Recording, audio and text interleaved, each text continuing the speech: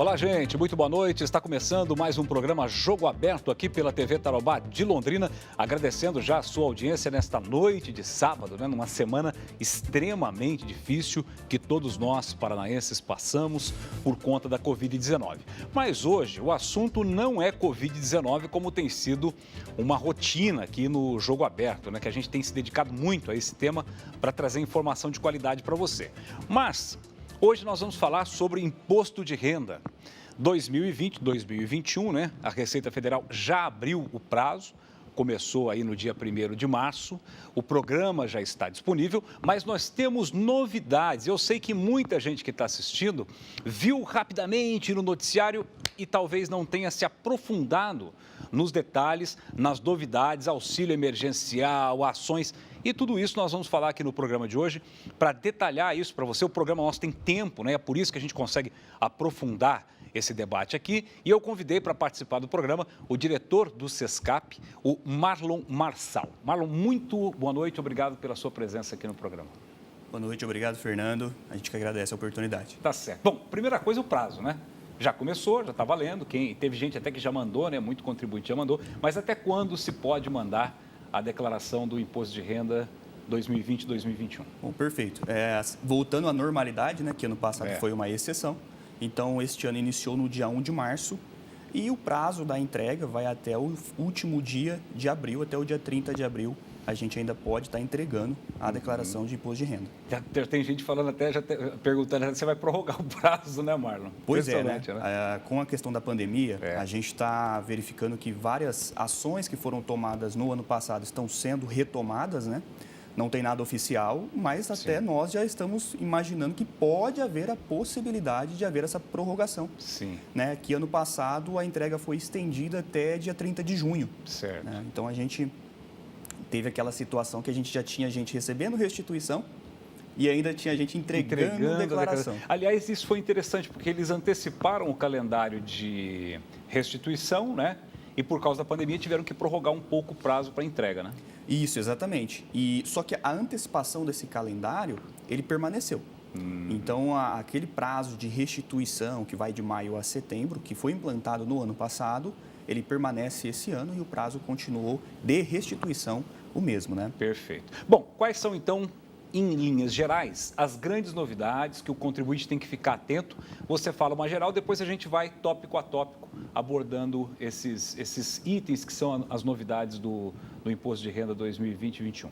Perfeito. A novidade mais que está em evidência, é a questão de quem recebeu o auxílio emergencial. Ah, é verdade. Então, assim, para as pessoas que receberam o auxílio emergencial e tiveram outros rendimentos, que somaram mais de 22.847, essas pessoas elas precisam entregar a declaração de imposto de renda e, além disso, devolver o valor recebido de auxílio emergencial. Ah, então isso aí a Receita está fazendo para os caras devolverem o auxílio, porque pegaram de forma inadequada. Exatamente. Ela tem uma estimativa já que 3 milhões de contribuintes se encontram nessa situação. Então, assim, é justamente para aquelas pessoas que receberam indevidamente, por conta da renda, e agora precisam estar devolvendo esse valor para o governo, para o fisco, Que coisa, hein? Mas e se a pessoa recebeu o auxílio emergencial, mas não atingiu esse valor de 22 mil e tanto aí? Ótimo. Aí a pessoa não está obrigada a declarar e também não tem que devolver absolutamente nada. Perfeito. Importante essa colocação, porque como está muito em evidência, quem recebeu o auxílio emergencial tem que declarar imposto de renda.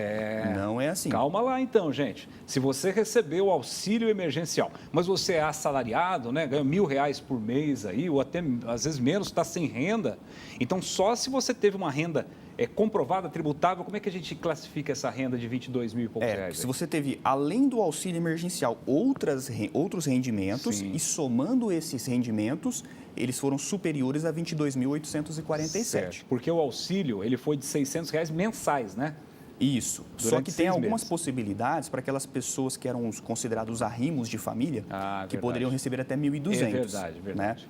Então, assim, se somar esses dois rendimentos e for superior aos 22 mil, a pessoa tem que declarar e vai ter que devolver o auxílio emergencial recebido. tá? Então, esse é um ponto de atenção. Bom, mas e se a pessoa ela não atingiu os 22 mil? Isso. Perfeito. Não tem que fazer a declaração de imposto de renda, não tem que devolver absolutamente nada e o recebimento foi pertinente, né? O recebimento, de fato, a pessoa tinha direito. Perfeito. Uma questão também que é levantada sempre é, e se eu tenho um dependente que recebeu o auxílio emergencial? Né? A gente sempre comenta isso. A questão do dependente, o dependente, ele, toda vez que eu trago ele para a minha declaração, que eu informo, ele é dedutível. Entretanto, eu também preciso lançar todo e qualquer rendimento que esse dependente tiver. Então, por exemplo, qual que é a condição mais lógica, né? É uma escolha a pessoa colocar o dependente ou não. Isso também é uma coisa que tem que ficar muito claro para as pessoas, né? Sim. Então, não é porque eu tenho um filho que eu sou obrigado a colocar ele na minha declaração de imposto de renda como meu dependente. Porque não é porque eu não coloco ele como dependente que ele não é o meu filho, né? As pessoas às vezes esquecem isso. Ali é para fins tributários, para fins de dedução, de base de cálculo de imposto, né?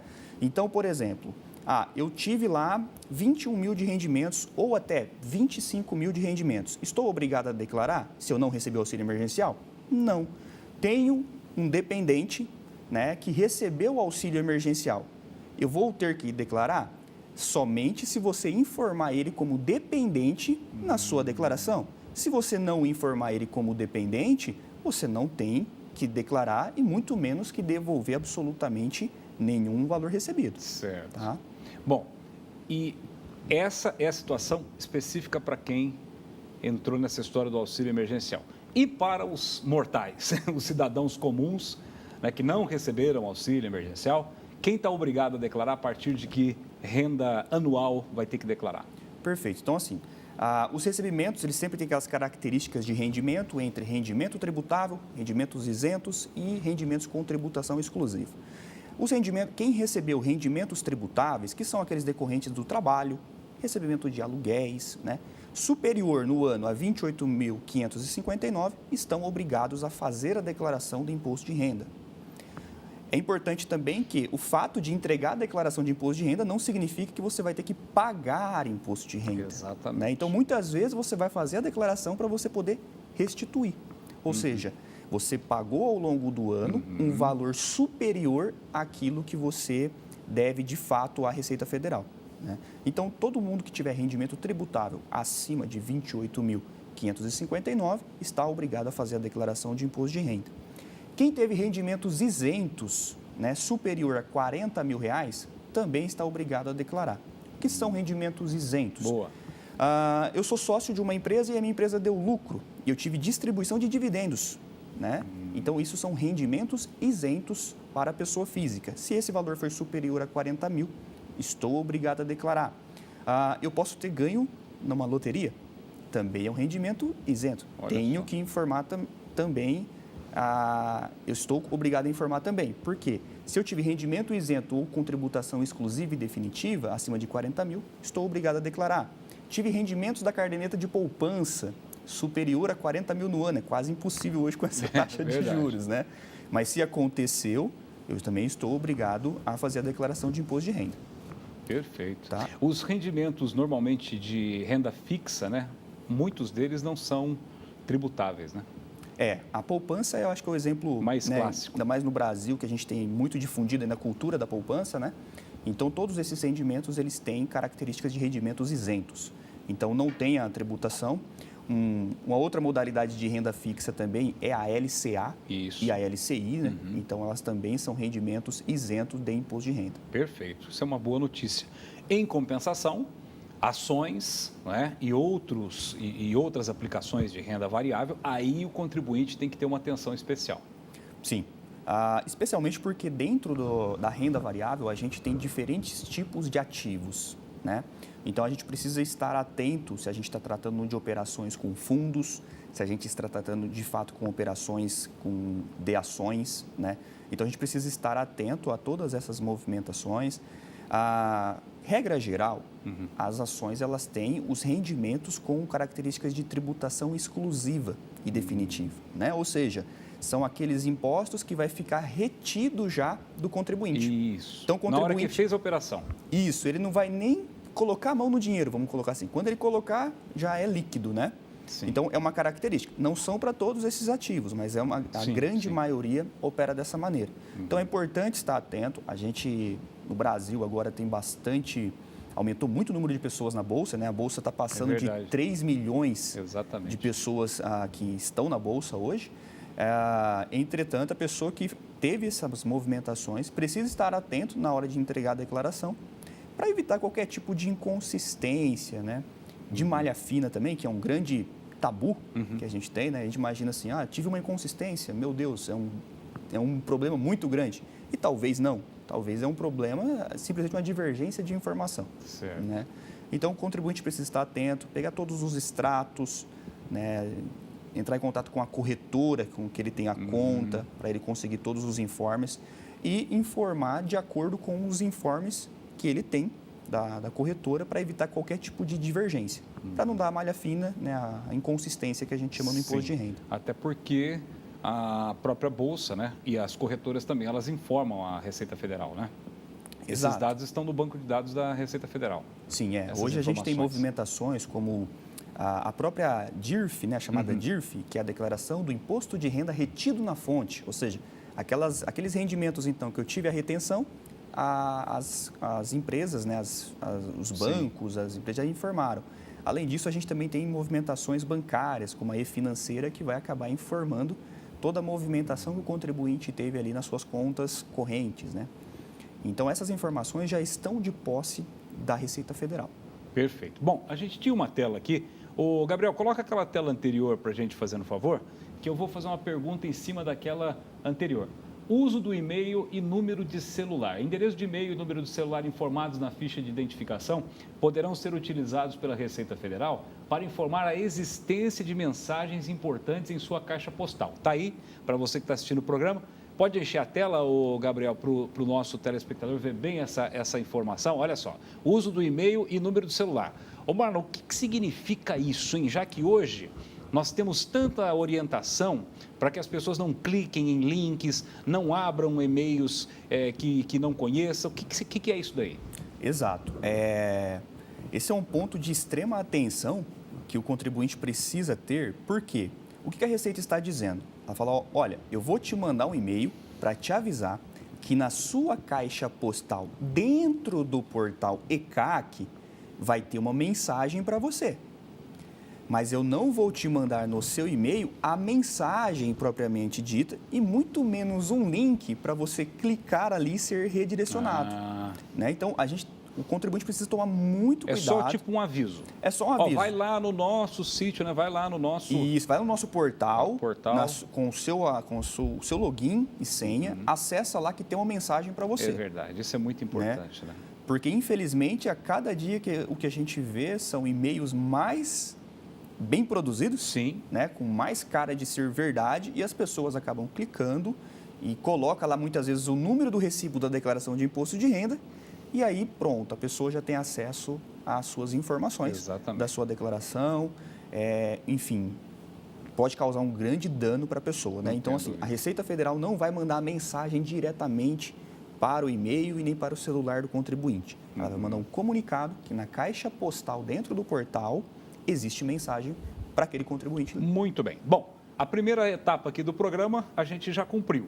Eu vou fazer um intervalo agora e, na volta, vou apresentar outros pontos importantes, né, que nós temos esse ano, para que o Marlon responda para a gente, e também falar de outras coisas que sempre geram dúvida na hora de você preencher a declaração do imposto de renda. Por exemplo, você recebeu uma herança, né? Recebeu uma doação, seus parentes, né? seus pais, seus avós, enfim, venderam uma propriedade e querem distribuir o recurso dessa propriedade para os filhos ou para os netos. O Marlon vai falar com a gente sobre isso daqui a pouco aqui no Jogo Aberto, que também está no Facebook. Voltamos já.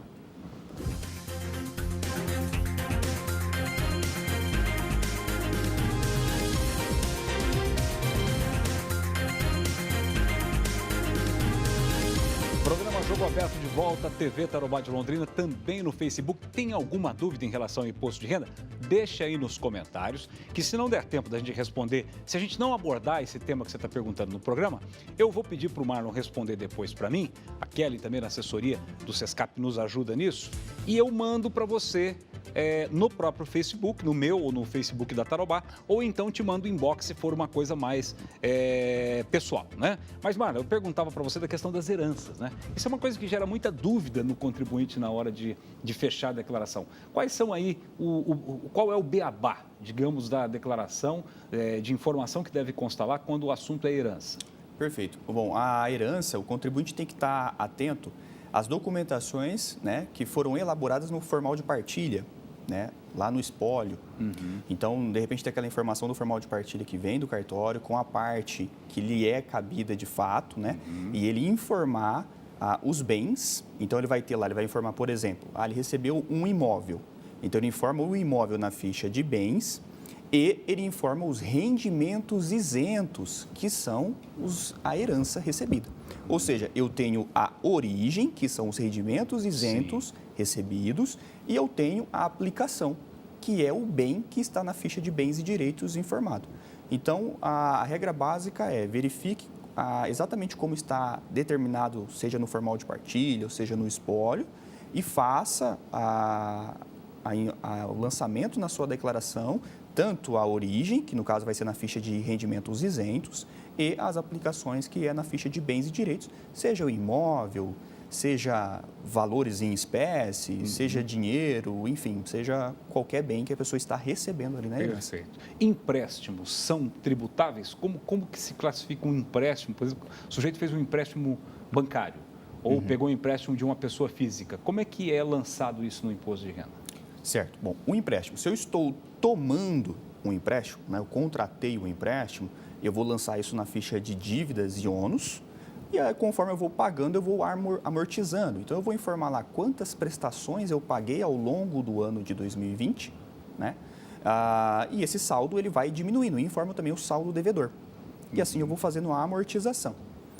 Quando a pessoa está recebendo um empréstimo, ou seja, aquela pessoa, ela emprestou, aí o que ela vai tributar? Ela vai tributar o rendimento recebido a título de juros.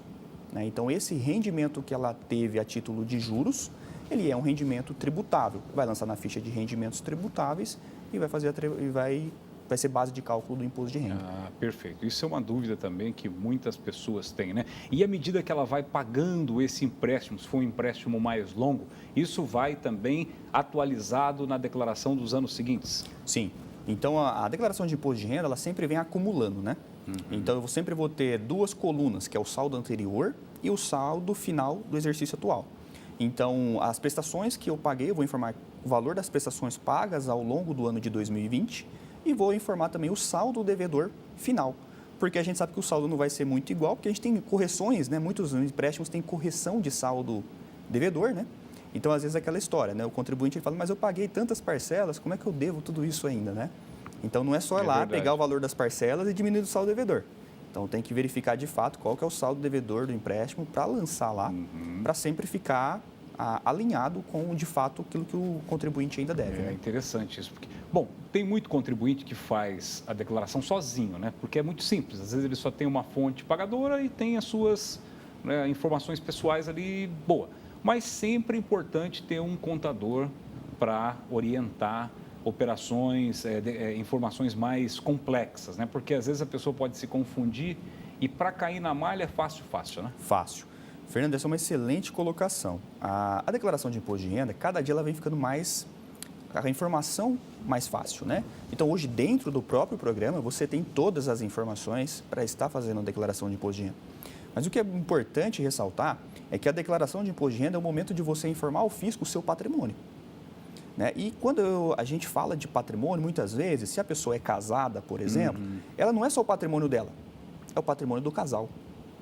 Então, a gente precisa ter um certo cuidado para estar fazendo essa análise, especialmente, né, a análise de caixa, que a gente chama, do patrimônio do casal.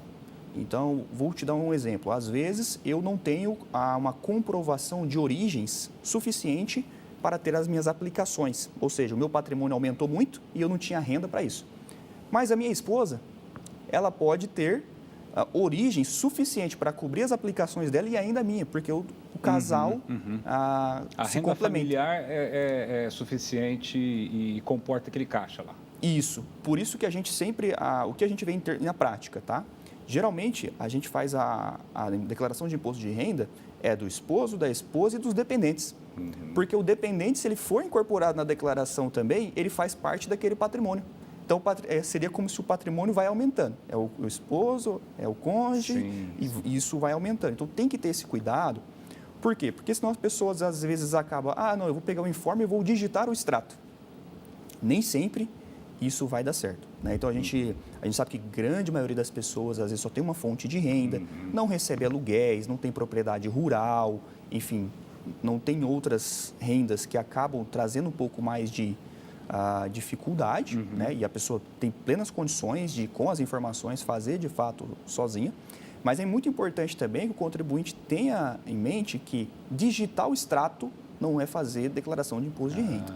Né? Então, a declaração de imposto de renda, a gente tem que analisar o patrimônio daquela pessoa, ou daquele casal, ou daquela família que está ali entregando, está informando ao fisco aquilo que tem. Né? Interessante. Eu já fiz várias entrevistas aqui com delegados da Receita Federal, e hoje os mecanismos de confrontar informações, eles são muito precisos, não é? Nós já tivemos casos aqui, que o próprio delegado da Receita, doutor Davi, que já esteve aqui várias vezes, dizendo que tinha contribuinte que gastou 10 milhões no cartão de crédito e se declarou isento, né? Ou seja, que a renda mensal dele não chegava ao volume mínimo de obrigatoriedade para fazer a declaração de imposto de renda. Então, não adianta querer hoje fazer esse tipo de jogada, né? A Receita tem muitas ferramentas para conseguir chegar no contribuinte, né? Hoje a gente tem, né, o cruzamento das informações que a Receita Federal faz são por meio das obrigações acessórias. Então, assim, todos os segmentos hoje, eles têm alguma declaração acessória que é para informar a Receita Federal a contraparte, é o dedo duro. Né? Então, um exemplo, no caso dos aluguéis, as imobiliárias, elas informam a DIMOB. Isso. Lá na DIMOB vai ter todos os rendimentos que aquela pessoa recebeu de aluguel. Né? Aluguel é tributável? Tributável, rendimento tributável. Inclusive, as pessoas que recebem, vou dar aqui um valor básico, tá? R$ 2.500, por exemplo, de aluguel. E recebe de outra pessoa física, ou seja, eu alugo meu imóvel para uma outra pessoa física. Certo. Eu tenho que recolher o imposto de renda mensalmente por meio do Carnê-Leão. Não é só em abril. Então, em abril é o momento da gente fazer o ajuste da declaração. Sim. Então, eu vou lançar daí minhas despesas médicas, meus dependentes, e aí se eu paguei a mais eu restituo, se eu paguei a menos eu complemento. Perfeito. Né? Então, esse é um ponto importante. Mas em relação às obrigações acessórias, às vezes as pessoas, não vou informar uma propriedade que eu tenho. O cartório, ele tem uma obrigação acessória, que chama DOI, né? Que são as declarações de operações imobiliárias, onde ele já informou a Receita Federal os bens que ele registrou. Então, não adianta a pessoa falar assim, se eu não informar, não vai ter problema. A Receita já sabe. Então, não vai ser pelo fato de você informar ou não que você vai cair numa malha. Então, é um erro as pessoas acharem, se eu não informar, a Receita não sabe. Não, ela vai saber.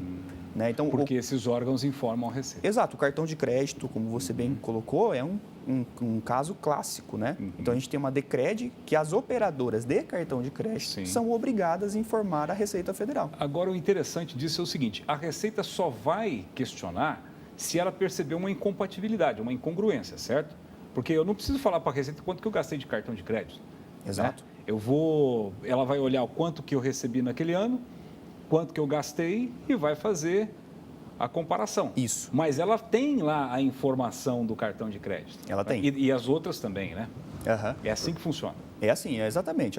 Sempre a balança das origens e aplicações, né? Então, você não precisa informar o que você gastou no cartão e etc., mas a Receita, só pela sua evolução patrimonial, ela já consegue verificar se aquela evolução, ela faz sentido com as suas origens, Perfeito. Ou seja, com os seus rendimentos. Muito bem. Bom, vamos então à parte importante, as deduções.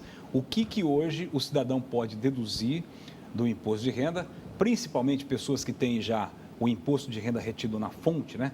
Que acumula tudo aquilo ao longo do ano lá, depois ele quer que aquilo, ele quer reaver aquilo de alguma forma por meio dessas deduções. Quais são as despesas que são passíveis de dedução ainda, se houve alguma atualização e tal? Tá. Bom, as despesas, infelizmente, nesse ano não teve nenhuma alteração, então continuam as mesmas, né?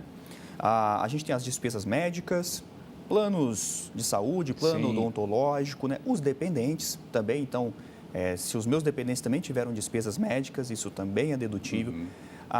Despesas com educação, que no Brasil é algo que é até de dar risada, o valor que é permitido, né? Então, se você gastou 12 mil com educação, você vai só deduzir 3.800 e alguma coisa.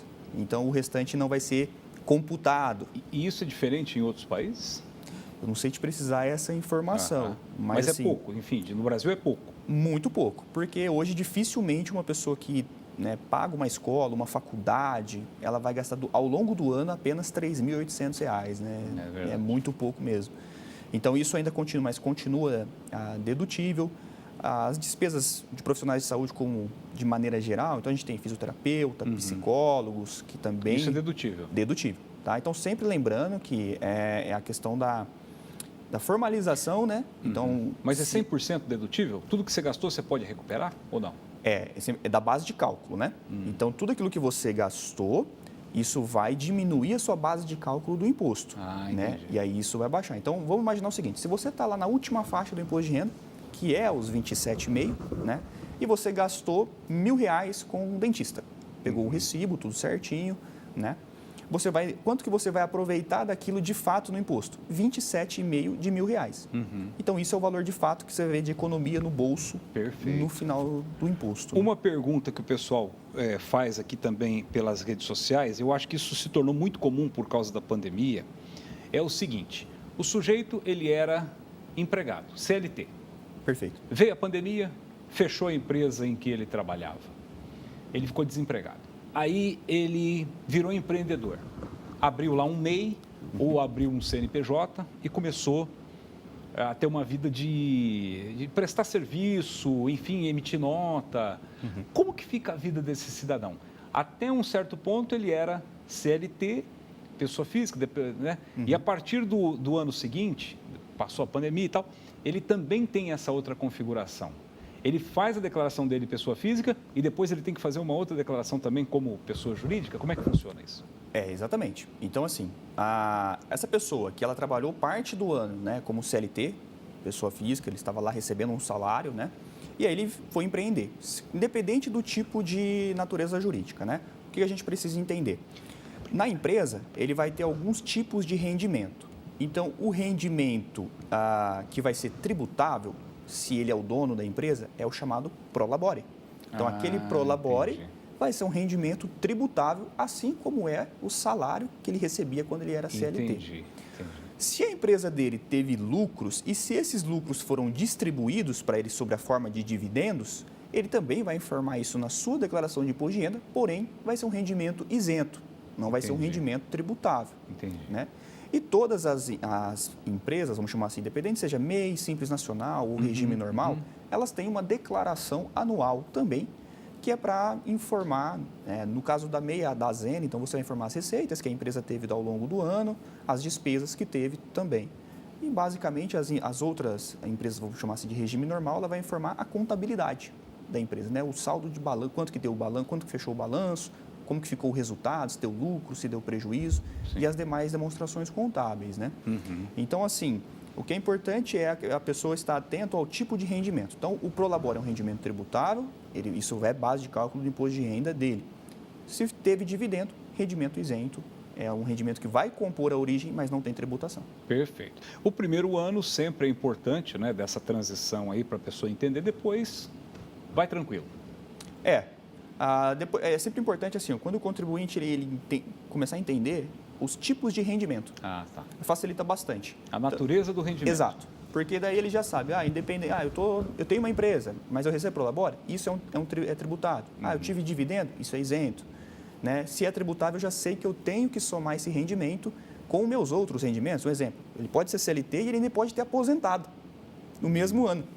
então vai ser tudo rendimento tributado. Interessante. Né? Então, assim, pode acontecer várias situações e acontece de fato no dia a dia, né? É verdade. E os bens? A partir de que valores os bens passam a ser? Existe valor? Por exemplo, o sujeito tem um apartamento lá, vale, sei lá, 300 mil, 400 mil. A partir de que valor ele tem que declarar lá que ele tem esse bem, né? Esse apartamento. Mas há um tributo incidindo em cima desse bem ou não?